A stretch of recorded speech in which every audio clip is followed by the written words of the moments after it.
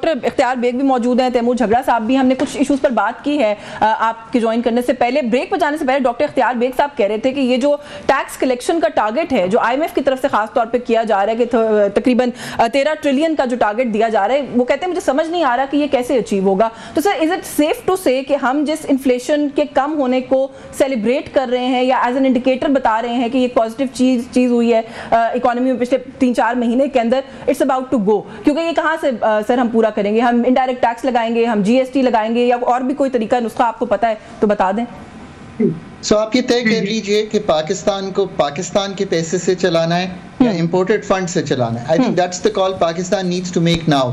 And imported funds आपको देने को कोई तैयार नहीं था तो आपको IMF के जाना पड़ा। No one is willing to fund you until unless you are in an IMF program. That is where you stand. So जो इस वक्त की इकोनॉमिक हालत है ना, उसको पहले डिस्क्राइब ठीक तरह कीजिए। इस साल का बजट 8,000 अरब रुपए का खसारा करेगा, अगला साल का बजट 9,000 अरब रुपए का खसारा करेगा। ये खसारे की सबसे बड़ी वजह यह है कि 9% FPR का टैक्स टू GDP रेशियो है। पाकिस्तान की पिछली एक दिहाई में कई फॉरेन प्रोग्राम्स FPR में हो चुके हैं, वहीं पे खड़े हैं जहां पे पिछले 10 साल से खड़े थे।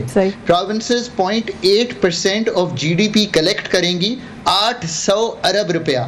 एग्रीकल्चर इनकम टैक्स उनके पास है, इमूवेबल प्रॉपर्टी का टैक्स उनके पास है, GST ऑन सर्विसेज उनके पास है, मोटर व्हीकल उनके पास है, पर कलेक्शन जो है वो ना होने के बराबर है। सो जस्ट इमेजिन करें कि खड़े कामते हैं। अब where does the IMF come in? IMF आपको आके पूछता है कि आपने इतने बड़े खसारे करने हैं या इनको कम करने की कोई रविश पैदा करनी है। अगर आपने ये रविश पैदा करनी है तो 9% से अगर आपने 10 या 11% ऑफ GDP पे जाना है, बड़ा ही सिंपल है। अगले साल का जो टैक्स आपने ये जो फिगर आ रहा है 13 ट्रिलियन का, ये मैं अभी समझा देता हूँ। 1,26,000 अरब का आपका टोटल GDP का साइज होगा।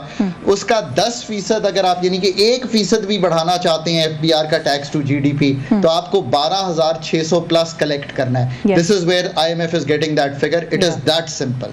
अब इसको करना कैसे है ये आप पे डिपेंडेंट है, ये कतई तौर पे IMF पे डिपेंडेंट नहीं है। ये भी मैं कहता हूं, the incoming government has written in its own manifesto कि हम हर साल टैक्स टू GDP बढ़ाना चाहते हैं। IMF एक्चुअली यही कह रहा है कि अब आप कीजिए। देखिए, इसके 2 तरीके हैं वेरी क्लियरली। सो पहले तो ये है कि ये जो आपने कलेक्ट करने हैं, यानी कि तकरीबन आप समझ लीजिए इस साल 9,200 अरब के करीब कलेक्ट करेंगे। सो नेक्स्ट ईयर आपको तकरीबन 3,700 अरब ऐड करना है। So where is that money going to come from to move forward? इसमें से 1,700 अरब जो है ना वो तो आ जाएगा आपके पास, जो जिसको हम कहते हैं ग्रोथ होती है इकोनॉमी की, इन्फ्लेशन होती है, ऑटोनमस ग्रोथ इसको कहते हैं। So you don't worry about it, ये आ जाएगी। दूसरी चीज जो गवर्नमेंट इस वक्त प्रेजेंट कर रही है, and I can share this with you, वो ये है कि वो ये कह रही है कि हम एनफोर्समेंट के थ्रू कुछ पैसे निकाल लाएंगे। वो आपको याद है कि एक बात हो रही थी 2,700 अरब इज स्टक इन कोर्ट्स। तो वो IMF को ये कह रही है कि इसमें से हम कुछ पैसे निकाल लाएंगे। अगर IMF उनकी ये बात थोड़ी मान ले और अथॉरिटीज की चले, मैं भी इन गुड फेथ समझता हूं कि ऐसा हो सकता है, तो कुछ पैसे यहां से आ जाएंगे। बाकी 1,500 और 2,000 के दरमियान के नए टैक्सेस हैं। अब ये भी बात गवर्नमेंट को पिछले 4 माह से मालूम है कि वो क्या टैक्सेस IMF आपको कह रहा है। आप कहेंगे ये मुझे कैसे मालूम है? बिकॉज मैं इंटरनेशनली काम करता हूं, तो मुझे ये बात इसलिए मालूम है कि फरवरी 2024 को IMF एक पर्चा देके गया था पाकिस्तान को, क्योंकि आपने एक TA मिशन उनसे मांगा था। देखिए ना, आज भी सोच वही है। सोच पहले तब्दील करें। आउटसोर्स्ड सोच है कि कोई बाहर से आएगा प्रोग्राम लिख देगा, कोई बाहर से आएगा FPR ठीक कर देगा। चलें, मान लेते हैं, इसी बात पे हम चलते रहते हैं। वो उस पर्चे में ये लिख के गए हैं, पर्चा पब्लिक नहीं है, so I have to be careful in what I say. उस पर्चे में वो ये लिख गए थे कि सेल्स टैक्स के निज़ाम को ठीक कीजिए। वो उस पर्चे में लिख गए थे कि पर्सनल इनकम टैक्स के निज़ाम को इक्वलाइज कीजिए। वो उस पर्चे में ये सारी बातें आपको लिख के दे गए थे। गवर्नमेंट ऑफ पाकिस्तान को ये बात मालूम थी।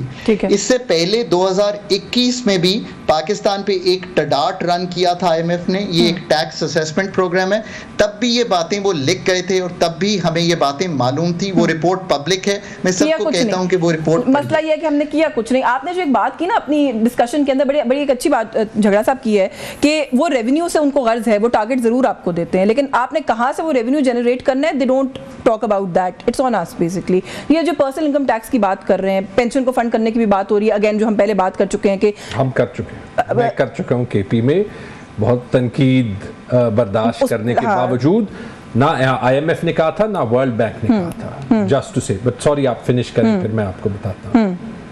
तो आप you already done it, you are saying. मैं सिर्फ ये अंडरस्टैंड करना चाह रही हूँ कि हम नए सेक्टर्स को क्या करेंगे ऐसा कि इस मुल्क में उनको शामिल कर सकेंगे, क्योंकि अगेन हम रिपीट के ऊपर जब भी आप बात करते हैं ना वही सीन वापस चलता है, हम रिपीट के ऊपर ये बात हर साल बजट से पहले करते हैं। देखिए दो चीजें, एक है हमारी सियासी लीडरशिप, उनका भी एक फॉल्ट है, एक है हमारी जो ब्यूरोक्रेसी है और जो इनविजिबल फोर्सेस हो।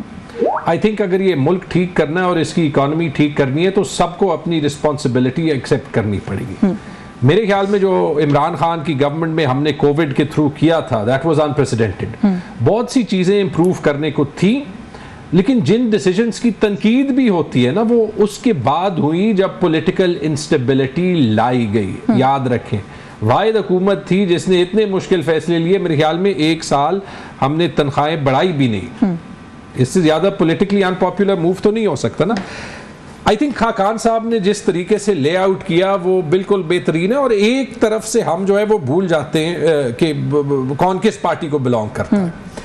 लेकिन जो मुझे पेसिमिज्म है वो इस चीज का ही है, मुझे कोई एविडेंस नहीं नजर आ रही कि इतने मुश्किल वक्त के बावजूद कोई भी चीज चेंज हो रही है। आपने कहा कि IMF को रेवेन्यू से जो है वो गर्ज है, मैं कहता हूं रेवेन्यू से भी नहीं है, उन्हें गर्ज है फिस्कल डेफिसिट से।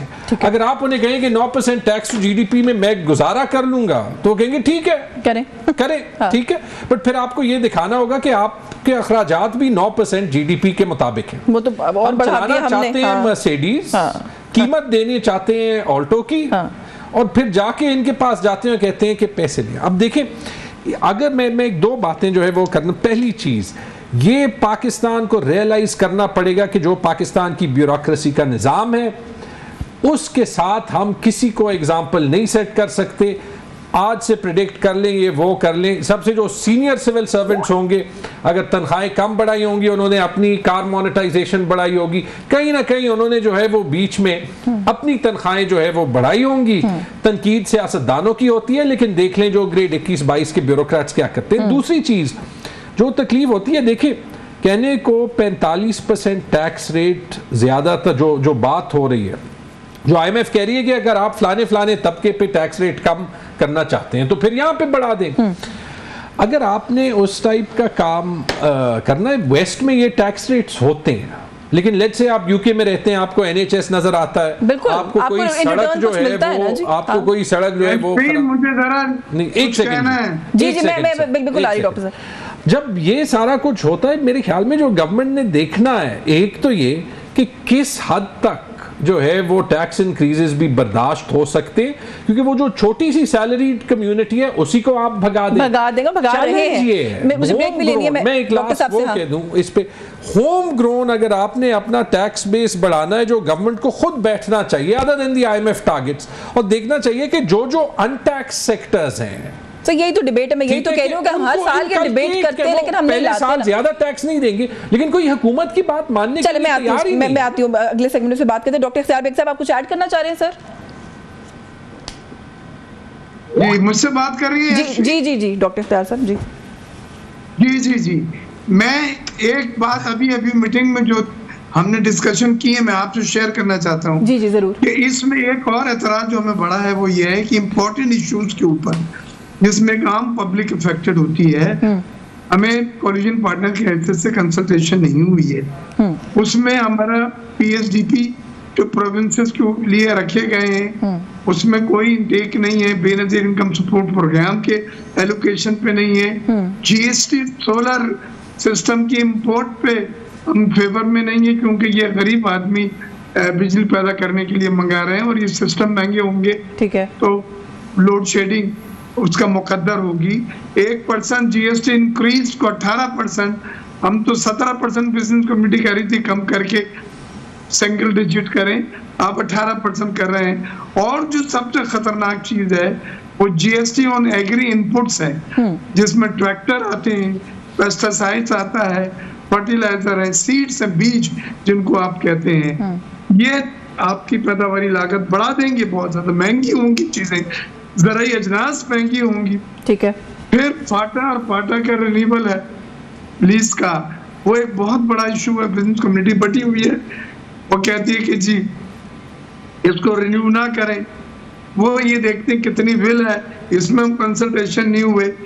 फिर अगर इन्हें इस साल 8,000 अरब रुपए का डेफिसिट है और नेक्स्ट ईयर 9,000 अरब का डेफिसिट है और 12,009 को ये जो टारगेट रख रहे हैं, तो क्या ऐसी चीज है, जीडीपी भी आप इतना नहीं बढ़ा रहे, जीडीपी भी वही का वही जो टारगेट था 3%, 3.5% से ज्यादा नहीं है। इस बार भी इन्होंने 3.5% के मुकाबले में 2.4 किया है। ठीक है। एग्रीकल्चर ने सहारा दे दिया 6.25, उसमें तमाम आपके कॉटन, आपकी वीट, आपके राइस, ये अच्छी फसलें हुई हैं, लेकिन सर्विस सेक्टर में पिट गए 1.2। बिल्कुल ठीक है, लेकिन आपने जो कुछ एतराज़ात बता दिए ना पाकिस्तान पीपल्स पार्टी के, ये बहुत अच्छा है कि कम से कम क्लैरिटी आ जाए कि कोलिशन पार्टनर्स को एतराज है क्या।